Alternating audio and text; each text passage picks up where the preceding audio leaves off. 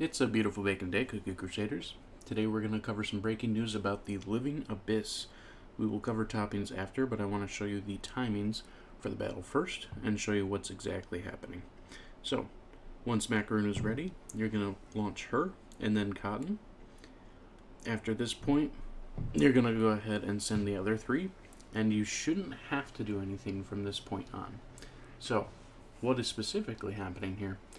Cotton and Macaron are the ones keeping the team alive. As you can see, we're on a level 27 Abyss. And you can watch the health bar pretty much fly down. What is mostly happening here is that the injury that Dark Cacao is positioning on the blobs is allowing WereWolf to deal very large relative damage to the blobs themselves. And this is being boosted by Macaron for the critical and attack boosts. In addition, Squid Ink is also dealing quite a lot of damage because of the magic candy. So as you can see, almost 90 million damage right there. So if we go into the analytics of it, we've got 43 million by WereWolf here, 19 million by Squid Ink, and that can vary based on criticals. We've got 4 million from Macaron and 4 million from Cotton as well. So it's clear that Macaron is not only great for Avatar, but also great for the Living Abyss, perfectly setting up and positioning the amount of healing that we need to help keep the team alive, while also helping boost the overall power and damage of specific cookies. Now I'm sure you could probably tweak with some other settings and maybe some other teams to try and squeeze out a little bit more damage, but at a level 27 Abyss, dealing almost 100 million damage, that is a very, very large number. Now, to go through the toppings, as I was suggesting, you can run it a couple different ways. You can run high attack, high critical, high damage resistance. I'm actually specifically running peanut toppings with high damage resistance as well.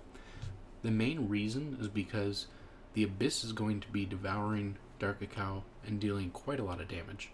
In the earlier stages, like level 5 through 15, maybe even 15 through 20, you can probably get away with running something like attacks or criticals to just dish out and deal more damage.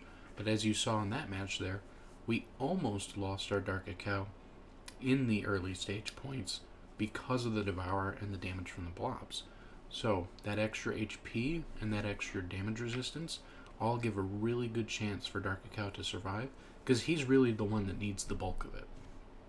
Everyone else is running a little bit something different. WereWolf is running a high attack speed, pretty decent damage resistance, and some cooldown. You could min-max this to be much better. I'm sure it could be even a 10% cooldown if you really wanted to try hard to get those attack toppings built up, or higher attack power. There's a lot of ways you could just lift this and elevate this even further, but because you're dealing relative damage on your regular attacks to the blobs, those animation speeds are really important. When we look at Macaron, you can see we have 0 damage resistance here. We have a full cooldown focus, mainly just because once that cooldown ignites, we're getting those buffs onto our team and we're getting that healing going.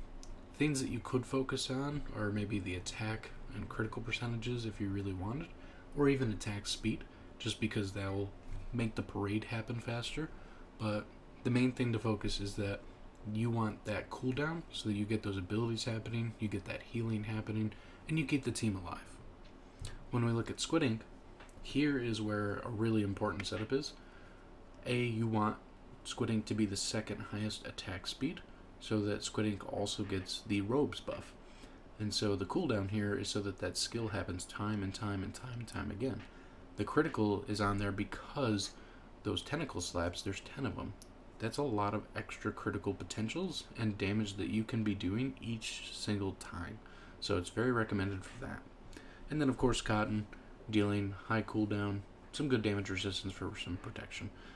You guys can go ahead and tweak the team, see if you can find something that's a little bit better. I would definitely love to see it. But I definitely wanted to bring this to you guys and to your attention, because this is monstrous potential for guilds to go even further and even higher, not only in levels but also in their ranking. Thank you so much for stopping by, and I hope you all have a wonderful day.